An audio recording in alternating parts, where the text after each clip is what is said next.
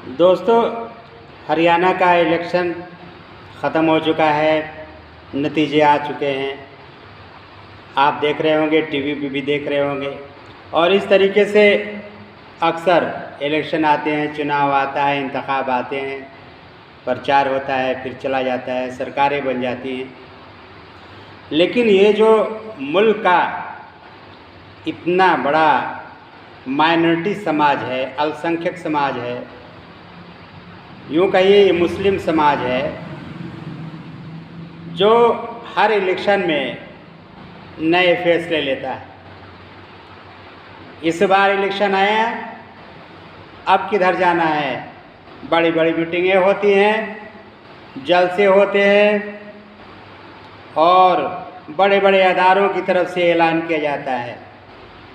अब हमें आने वाले मुस्तकबिल को बनाने के लिए फलां पार्टी को वोट देना है।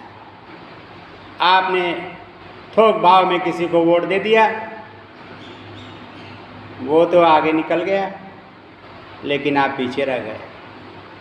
ये तारीख शाहिद है, इतिहास गवाह है, इतिहास के पन्ने इस बात के सबूत हैं कि 78 साल में आपने कोई नया काम नहीं किया, यही करते ही आ रहे हैं।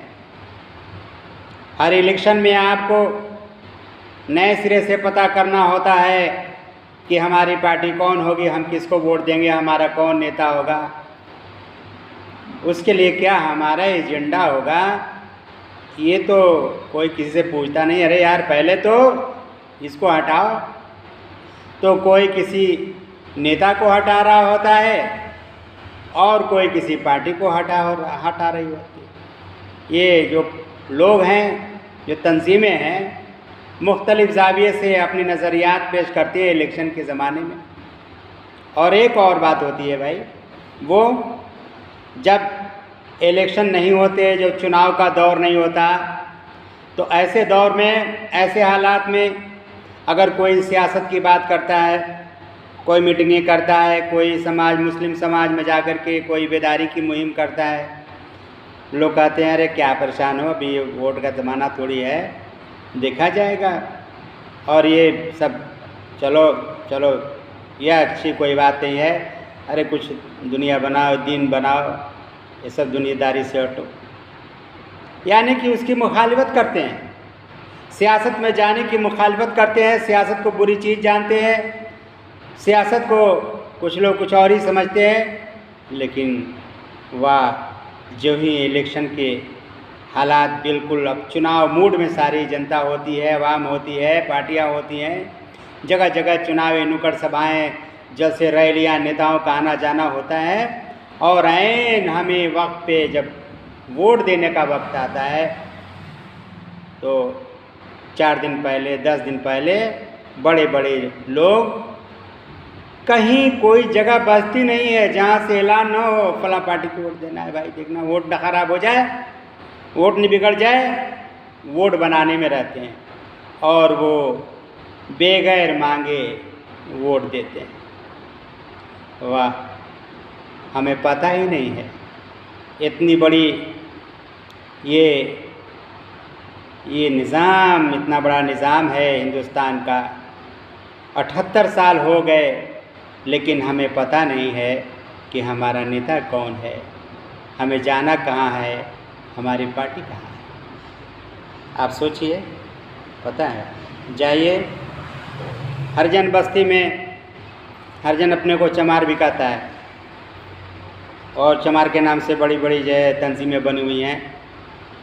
अभी तो एक नेता ने संसद में कहा कि चमार रेजिमेंट होना चाहिए, तो वो अपने को खोल कर अपने को पेश कर रहे हैं, खुल के आ रहे हैं सामने, और उनको पता है कि हमारे समाज का कौन मुखिया है।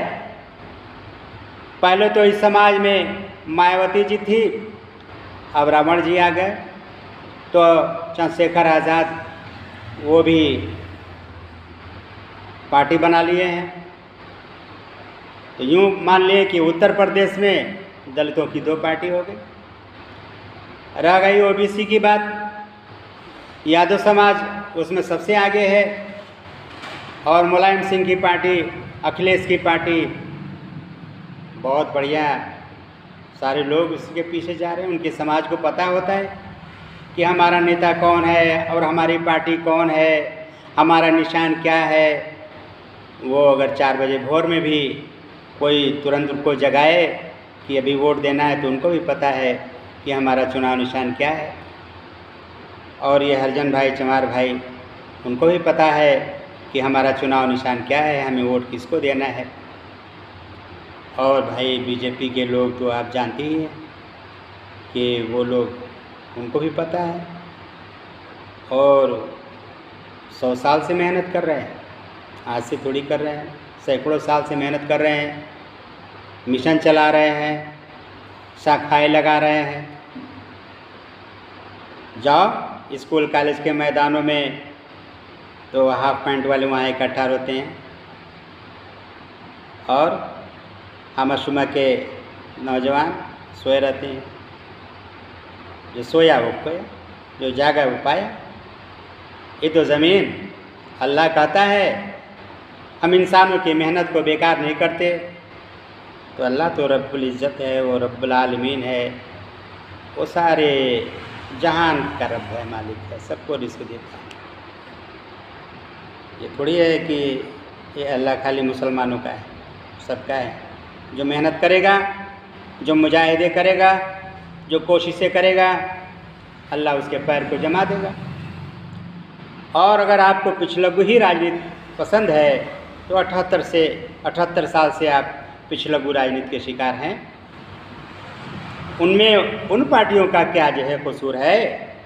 हम समाजवादी पार्टी, सपा, बसपा, कांग्रेस, भाजपा पार्टियों को क्या इल्ज़ाम दें कि उन्होंने हमें ये नहीं किया, हमें वो नहीं किया? उन्होंने तो अपना काम किया, वो कर रही है और रोज़ नई पार्टियां बनेगी, बन रही है। ए मुस्लिम भाइयों, संभलो, सुधरो और आप भी सोचो। इंसाफवादी कांग्रेस पार्टी मैंने इसलिए बनाया है, बहुत बीच में गैप हो गया। एक ज़माना है, डॉक्टर फरीदी का ज़माना था, उन्होंने पार्टी बना करके और सारे समाज को जोड़ करके उन्होंने दिखा दिया कि मुस्लिम समाज भी क़यादत कर सकता है, मुस्लिम समाज भी लीडरशिप कर सकता है। उन्होंने उत्तर प्रदेश की सरज़मीन पर ये एक्सपेरिमेंट करके दिखाया। तो फिर डॉक्टर मसूद अहमद साहब ने भी एक कोशिश की, कुछ दिन चले, आज अवैसी साहब भी चल रहे हैं। तो ये नहीं कहता मैंने इंसाफवादी कांग्रेस पार्टी बनाया है तो सब लोग मेरे ही पार्टी में आ जाएं, आपकी मर्ज़ी, लेकिन मुस्लिम लीडरशिप तो आनी ही चाहिए।